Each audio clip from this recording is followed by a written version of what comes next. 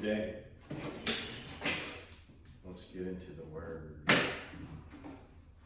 Samuel 18. And David numbered the people who were with him and set captains of thousands and captains of hundreds over them. Then David sent out 1/3 of the people under the hand of Joab, 1/3 under the hand of Abishai the son of Zeruiah, Joab's brother, and 1/3 under the hand of Ittai the Gittite. And the king said to the people, I also will surely go out with you myself. But the people answered, You shall not go out, for if you flee away, they will not care about us, nor if half of us die, will they care about us. But you are worth 10,000 of us now, and you are now more help to us in the city. And the king said to them, Whatever seems best to you, I will do. So the king stood beside the gate, and all the people went out by hundreds and by hundreds. Now the king had commanded Joab, Abishai, and Ittai, saying, Deal gently for my sake with the young man Absalom. And all the people heard when the king gave all the captains orders concerning Absalom. So the people went out into the field of battle against Israel, and the battle was in the woods of Ephraim. The people of Israel were overthrown there before the servants of David, and a great slaughter of 20,000 took place there that day. For the battle there was scattered over the face of the whole countryside, and the woods devoured more people that day than the sword devoured. Then Absalom met the servants of David. Absalom rode on a mule. The mule went under the thick boughs of a great terebinth tree, and his head caught in the terebinth. So he was left hanging between heaven and earth, and the mule which was under him went on. Now a certain man saw it and told Joab and said, I just saw Absalom hanging in a terebinth tree. So Joab said to the man who told him, You just saw him, and why did you not strike him there to the ground? I would have given you 10 shekels of silver and a belt. But the man said to Joab, Though I were to receive 1,000 shekels of silver in my hand, I would not raise my hand against the king's son. For in our hearing the king commanded you and Abishai and Ittai, saying, Beware, lest anyone touch the young man Absalom. Otherwise I would have dealt falsely against my own life. For there is nothing hidden from the king, and you yourself would have set yourself against me. Then Joab said, I cannot linger with you. And he took 3 spears in his hand and thrust them through Absalom's heart, while he was still alive in the midst of the terebinth tree.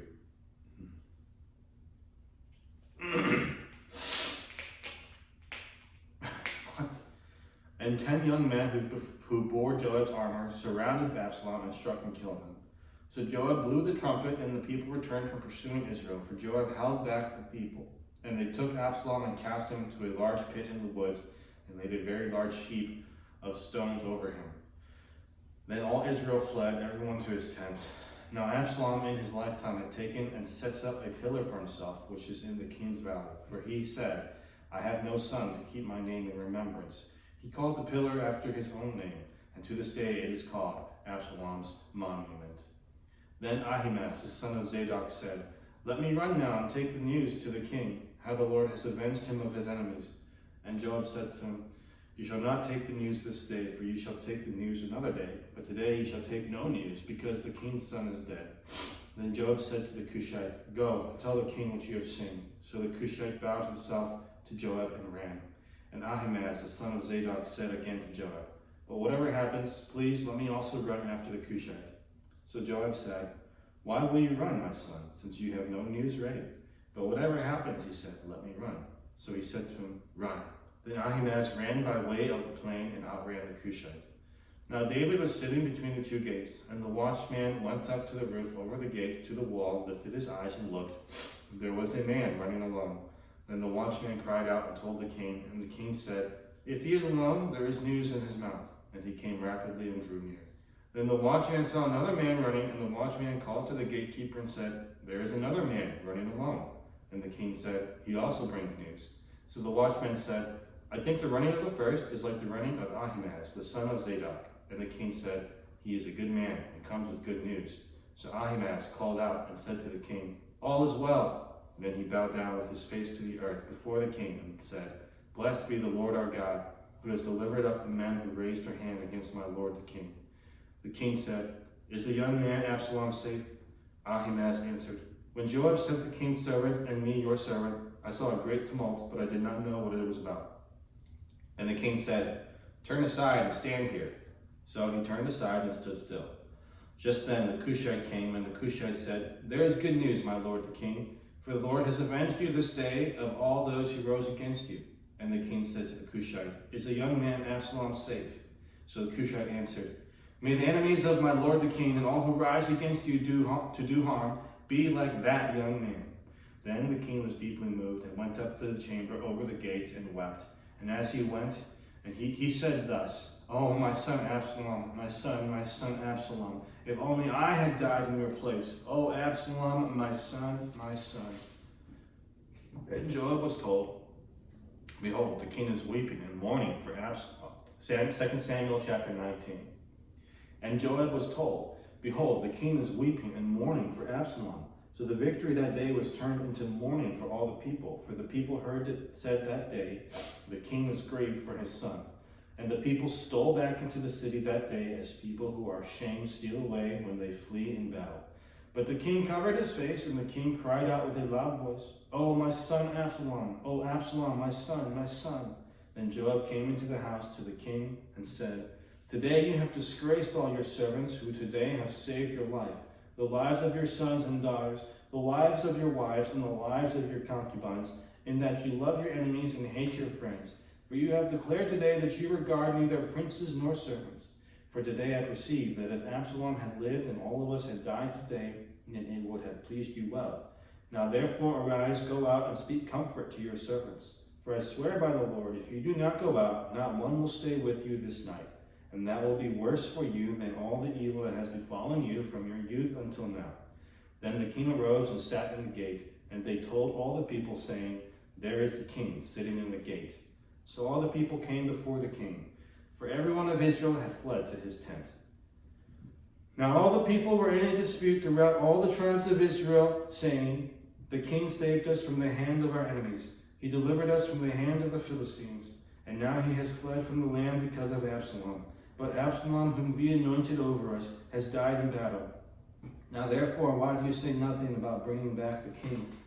So King David sent to Zadok and Abiathar the priests, saying, Speak to the elders of Judah, saying, Why are you the last to bring the king back to his house, since the words of all Israel have come to the king, to his very house? You are my brethren, you are my bone and my flesh. Why then are you the last to bring back the king? And say to Amasa, Are you not my bone and my flesh? God, do so to me and more also, if you are not commander of the army before me continually in place of Joab. So he swayed in the hearts of all the men of Judah, just as the heart of one man, so that they sent this word to the king, Return, you and all your servants. Then the king returned and came to the Jordan, and Judah came to Gilgal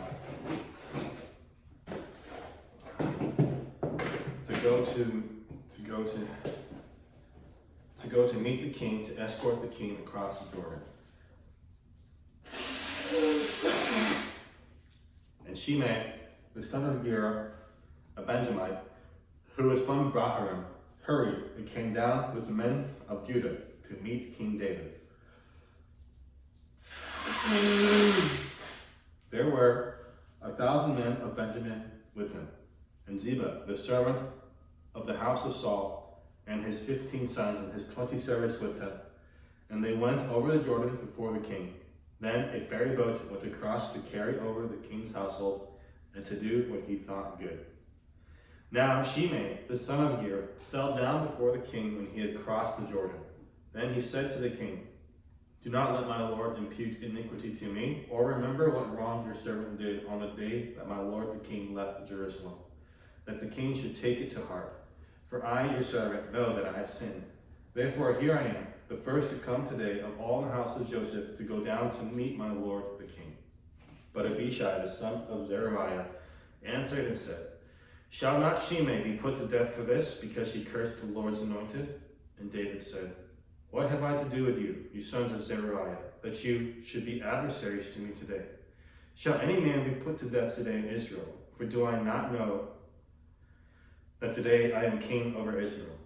Therefore the king said to Shimei, You shall not die. And the king swore to him. Now Mephibosheth, the son of Saul, came down to meet the king, and he had not cared for his feet, nor trimmed his mustache, nor washed his clothes, from the day the king departed until the day he returned in peace. So it was, When he had come to Jerusalem to meet the king, that the king said to him, "Why did you not go with me, Mephibosheth?" And he answered, "My lord, O king, my servant deceived me. For your servant said, I will saddle a donkey for myself, that I may ride on it and go to the king, because your servant is lame. And he has slandered your servant to my lord the king. But my lord the king is like the angel of God. Therefore do what is good in your eyes. For all my father's house were but dead men before my lord the king. Yet you set your servant among those who eat at your own table. Therefore, what right have I still to cry out any more to the king?" So the king said to him, "Why do you speak any more of your matters?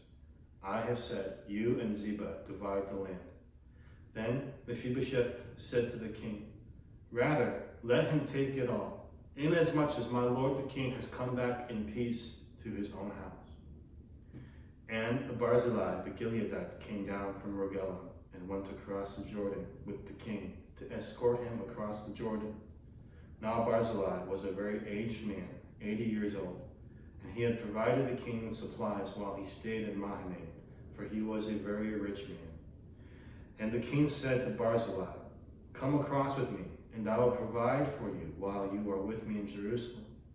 But Barzillai said to the king, "How long have I to live, that I should go up with the king to Jerusalem? I am today 80 years old. Can I discern between the good and bad? Can your servant taste what I eat or what I drink? Can I hear any longer the voice of singing men and singing women? Why then should your servant be a further burden to my lord the king? Your servant will go a little way across the Jordan with the king. And why should the king repay me with such a reward? Please let your servant turn back again, that I may die in my own city, near the grave of my father and mother. But here is your servant Chimham. Let him cross over with my lord the king, and do for him what seems good to you." And the king answered, "Chimham shall cross over with me, and I will do for him what seems good to you. Now whatever you request of me, I will do for you." Then all the people went over the Jordan, and when the king had crossed over, the king kissed Barzillai and blessed him, and he returned to his own place. Now the king went on to Gilgal, and Chimham went on with him. And all the people of Judah escorted the king, and also half the people of Israel. Just then all the men of Israel came to the king and said to the king, "Why have your brethren, the men of Judah, stolen you away and brought the king, his household, and all David's men with him across the Jordan?"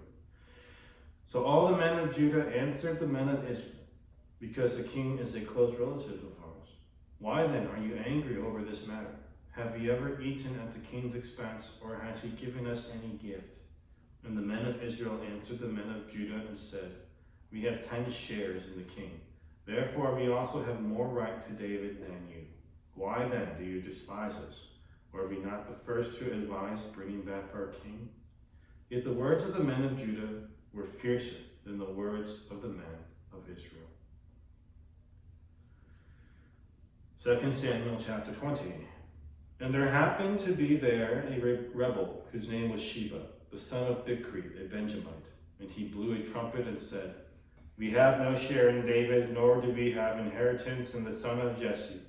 Every man to his tents, O Israel." So every man of Israel deserted David and followed Sheba, the son of Bichri. But the men of Judah, from the Jordan as far as Jerusalem, remained loyal to their king. Now David came to his house at Jerusalem, and the king took the 10 women, his concubines whom he had left to keep the house, and put them in seclusion and supported them, but did not go into them. So they were shut up to the day of their death, living in widowhood. And the king said to Amasa, "Assemble the men of Judah for me within 3 days, and be present here yourself." So Amasa went to assemble the men of Judah, but he delayed longer than the set time which David had appointed him. And David said to Abishai, "Now Sheba the son of Bichri will do us more harm than Absalom. Take your Lord's servants and pursue him, lest he find for himself fortified cities and escape us." So Joab's men with the Cherethites, the Pelethites, and all the mighty men went out after him. And they went out of Jerusalem to pursue Sheba the son of Bichri. When they were at the large stone which is in Gibeon, Amasa came before them. Now Joab was dressed in battle armor. On it was a belt with a sword fastened in its sheath at his hips. And as he was going forward, it fell out. Then Joab said to Amasa, "Are you in health, my brother?" And Joab took Amasa by the beard with his right hand to kiss him. But Amasa did not notice the sword that was in Joab's hand.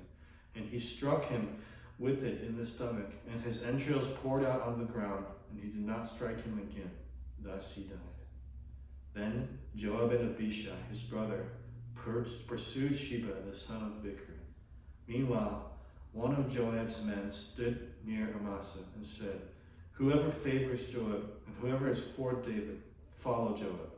But Amasa wallowed in his blood in the middle of the highway. And when the men saw that all the people stood still, he moved Amasa from the highway to the field and threw a garment over him. When he saw that everyone who came upon him halted, when he was removed from the highway, all the people went on after Joab to pursue Sheba the son of Bichri. And he went through all the tribes of Israel to Abel and Beth-Maachah and all the Berites. So they were gathered together and also went after Sheba. Then they came and besieged him in Abel of Beth-Maachah, and they cast up a siege mount against the city, and it stood by the rampart. And all the people who were with Joab battered the wall to throw it down. Then a wise woman cried out from the city, "Here, here, please say to Joab, 'Come nearby that I may speak with you.' When he had come near to her, the woman said, 'Are you Joab?' He answered, 'I am.' Then she said to him, 'Hear the words of your maidservant.' And he answered, 'I am listening.' So she spoke, saying, 'They used to talk in former times, saying, they shall surely seek guidance at Abel, and so they would end disputes. I am among the peaceable and faithful in Israel. You seek to destroy a city and a mother in Israel. Why would you swallow up the inheritance of the Lord?' And Joab answered and said, far be it from me that I should swallow up or destroy. That is not so. But a man from the mountains of Ephraim, Sheba, the son of Bichri by name, has raised his hand against the king, against David. Deliver him only, and I will depart from the city." So the woman said to Joab, "Watch, his head will be thrown to you over the wall." Then the woman in her wisdom went to all the people, and they cut off the head of Sheba, the son of Bichri, and threw it out to Joab. Then he blew a trumpet, and they withdrew from the city, every man to his tent. So Joab returned to the king at Jerusalem. And Joab was over all the army of Israel. Benaiah, the son of Jehoiada, was over the Cherethites and the Pelethites. Adoram was in charge of revenue. Jehoshaphat, the son of Ahilud, was recorder. Sheva was scribe. Zadok and Abiathar were the priests, and Ira the Jairite was a chief minister under David.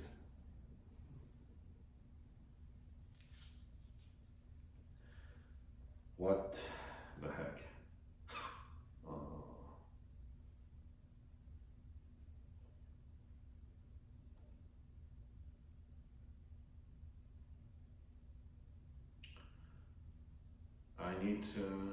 I don't fully understand what's happening in these few chapters, to be honest.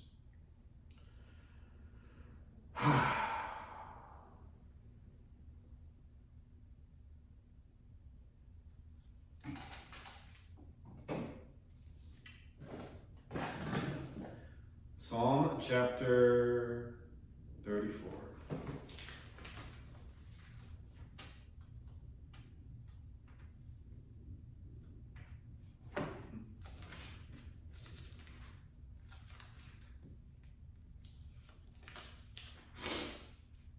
Psalm chapter 34, the happiness of those who trust in God.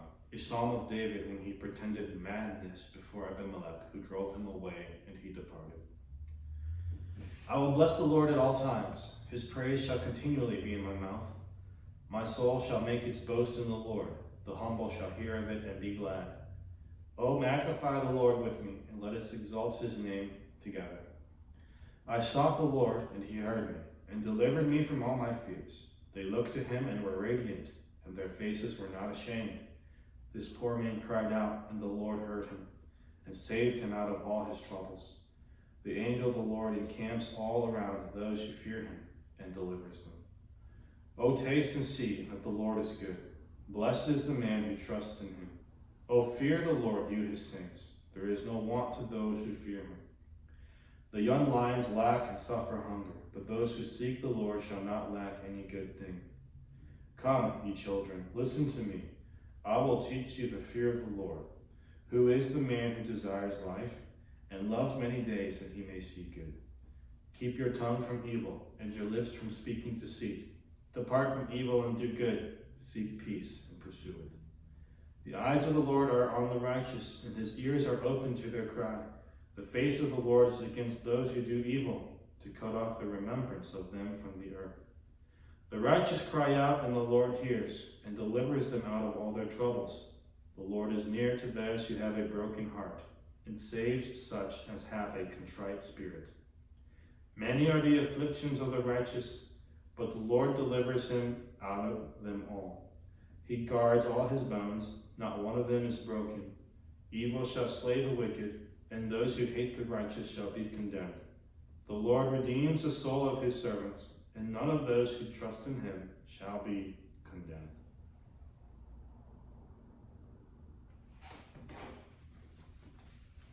Romans chapter 2.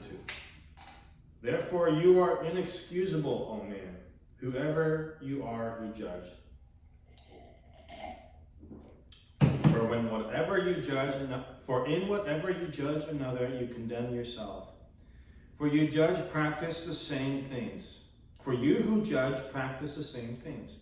But we know that the judgment of God is according to truth against those who practice such things. And do you think this, O man, you who judge those practicing such things and doing the same, that you will escape the judgment of God? Or do you despise the riches of his goodness, forbearance, and long-suffering, not knowing that the goodness of God leads you to repentance? But in accordance with your hardness and your impenitent heart, you are treasuring up for yourself a wrath in the days of wrath and revelation of the righteous judgment of God, who will render to each one according to his deeds. Eternal life to those who by patient continuance in doing good seek for glory, honor, and immortality. But to those who are self-seeking, do not obey the truth, but obey unrighteousness, indignation and wrath, tribulation and anguish on every soul of man who does evil, of the Jew first and also of the Greek. But glory, honor, and peace to everyone who works what is good, to the Jew first and also to the Greek. For there is no partiality with God. For as many as have sinned without law will also perish without law.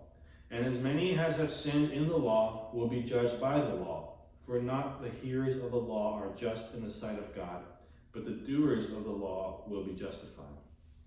For when Gentiles who do not have the law by nature do the things in the law, these, although not having the law, are a law to themselves, who show the work of the law written in their hearts, their conscience also bearing witness, and between themselves their thoughts accusing or else excusing them, in the day when God will judge the secrets of men by Jesus Christ according to my gospel. Indeed, you are called a Jew, and rest on the law, and make your boast in God, and know his will, and to prove the things that are excellent, being instructed out of the law, and are confident that you yourself are a guide to the blind, a light to those who are in darkness, an instructor of the foolish, a teacher of babes, having the form of knowledge and truth in the law. You, therefore, who teach another, do you not teach yourself? You who preach that a man should not steal, do you steal?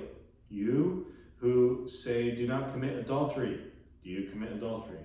You who abhor idols, do you rob temples? You who make your boast in the law, do you dishonor God through breaking the law?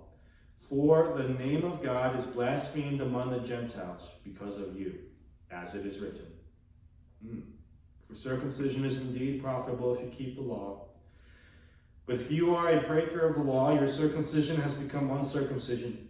Therefore, if an uncircumcised man keeps the righteous requirements of the law, will not his uncircumcision be counted as circumcision, and will not be physically uncircumcised if he fulfills the law? Judge you, who, even with your written code and circumcision, are a transgressor of the law. For he is not a Jew who is one outwardly, nor is circumcision that which is outward in the flesh. But he is a Jew who is one inwardly, and circumcision is that of the heart, in the spirit, not in the letter, whose praise is not from men, but from God. This is the word of God. Hope you have a blessed day, and I will see you tomorrow.